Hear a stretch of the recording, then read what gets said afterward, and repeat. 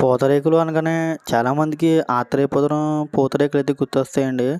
అయితే ఈ వీడియోలో మనం పూతరేకులు ఎలా చేయాలో అయితే మనం అయితే నేర్చుకుందాం.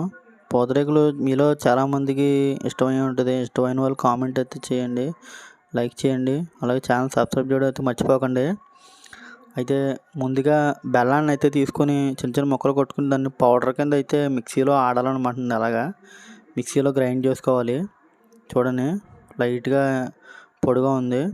మరీ గట్టిగా ఆడితే మళ్ళీ మెత్తగా అయిపోద్దండి. మెత్తగా అవ్వకుండా అలాగని బాగా పెద్ద ముక్కలు కాకుండా చిన్న పొడుం కింద అయితే ఆడుకోవాలి.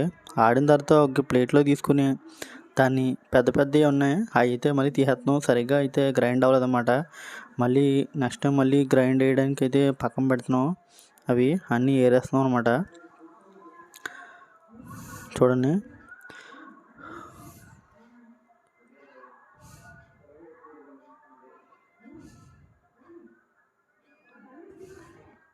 అది సెపరేట్ చేసుకున్న తర్వాత మళ్ళీ గ్రైండ్ అయితే మళ్ళీ ఒకసారి ఆడుకోవాలన్నమాటండి, వీడియోలో చూపించినట్టు. మీలో ఎంతమందికి పూతరేకులు ఇష్టమో కామెంట్ చేసేయండి.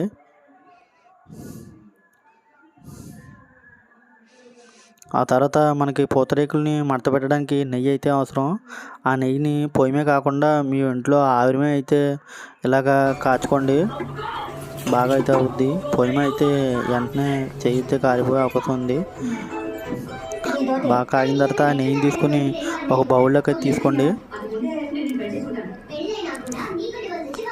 ఇప్పుడైతే మనకి నెయ్యి రెడీ. ఈలో పందారు లేదని చెప్పి నేను కొడి దగ్గరికి వెళ్ళి పందారు అయితే తెచ్చాను.